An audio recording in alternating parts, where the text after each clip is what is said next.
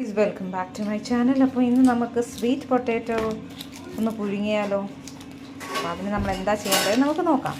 സാധാരണ എല്ലാവർക്കും ഒരു കൺഫ്യൂഷനാണ്, സ്വീറ്റ് പൊട്ടാറ്റോ പുഴുങ്ങുകയാണോ ചെയ്യേണ്ടത് അതോ നമ്മൾ വെള്ളത്തിനകത്തിട്ട് ബോയിൽ ചെയ്യണം അല്ലേ.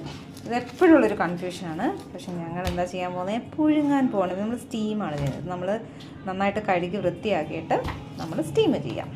സ്വീറ്റ് പൊട്ടാറ്റോ നമ്മൾ മുറിക്കാവുന്നതാണ്. എത്ര പീസാക്കണോ നിങ്ങളുടെ ഇഷ്ടം. നന്നായിട്ട് ഒന്ന് മുറിച്ച് നമുക്കൊന്ന് കഴുകാം. അങ്ങനെ നമ്മളിത് മുറിക്കുകയാണ്. ഞാൻ കഴുകി ആദ്യം യപ്പ ഇതൊന്ന് പിടിച്ചേ. ആരെങ്കിലും ഒന്ന് വീഡിയോ എടുത്തെങ്കിൽ നന്നായിരുന്നു.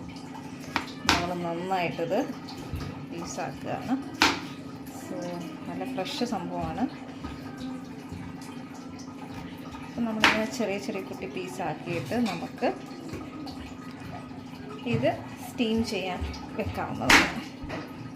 എന്നിട്ട് സ്റ്റീം ചെയ്യുന്നതിന് മുന്നേ ഞാൻ വേറൊരു സംഭവം കൂടെ കാണിച്ചു തരാം. ബിക്കോസ് നമ്മൾ എന്താ ചെയ്യേണ്ടതെന്ന് വെച്ചാൽ ഇടയ്ക്ക് ഇങ്ങനെ ഒന്ന് കീറി കൊടുക്കുക, ഇങ്ങനെ ഒന്ന് പ്രസ് ചെയ്ത് കൊടുക്കുക. അപ്പോൾ അതിനകത്ത് പെട്ടെന്ന് ആ ഒരു സ്റ്റീം അകത്തേക്ക് കയറുന്നതായിരിക്കും. സോ അതിന് വേണ്ടിയിട്ട് നമ്മളിങ്ങനെ ചെറുതായിട്ടൊന്ന് വരഞ്ഞു കൊടുത്താൽ മതി കേട്ടോ. സോ അങ്ങനൊരു സംഭവം നമ്മൾ ചെയ്യുന്നുണ്ട്. വെള്ളമൊക്കെ ഒഴിച്ചിട്ടുണ്ട്. ഇനി നമുക്കിത് സ്റ്റീം ചെയ്യാൻ വെക്കാം. അത് ഫുൾ ഫ്ലെയിമിലാണ് വെച്ചിരിക്കുന്നത്.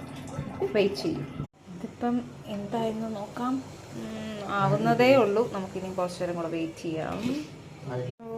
നമ്മളുടെ സ്വീറ്റ് പൊട്ടാറ്റോ ഇസ് റെഡി. അത് ഞാൻ തുറന്നിട്ട് കണ്ടിട്ട് നമുക്കൊന്ന് കുത്തി നോക്കാം.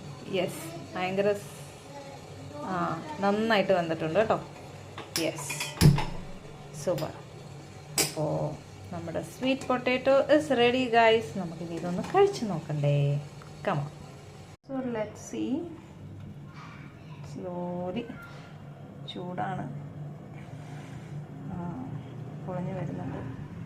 നമ്മൾ ഇച്ചിരി പീസ് മാത്രം എടുത്തൊന്ന് ടേസ്റ്റ് ചെയ്ത് നോക്കട്ടെ. How it is.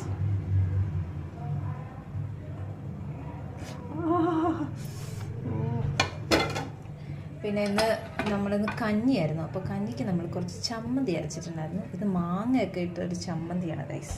അപ്പം നമുക്ക് ഈ ചമ്മന്തിയും ഈ സ്വീറ്റ് പൊട്ടാറ്റോയും കൂടെ എങ്ങനെയുണ്ട് കോമ്പിനേഷൻ എന്ന് നമുക്ക് നോക്കിയാലോ. യമ്മി, അടിപൊളി. സോ ഗൈസ്, അപ്പോൾ എല്ലാവരും ഈ സ്വീറ്റ് പൊട്ടാറ്റോ ഒക്കെ മേടിച്ച് നിങ്ങളിത് ഈ ചമ്മന്തിയുടെ കൂടെ, മാങ്ങാ ചമ്മന്തിയുടെ കൂടെ കഴിക്കണം. നല്ല ടേസ്റ്റാണ്. അപ്പോൾ വീണ്ടും അടുത്തൊരു വ്ളോഗുമായി കാണുന്നവരെ ബൈ ആൻഡ് ടേക്ക് കെയർ.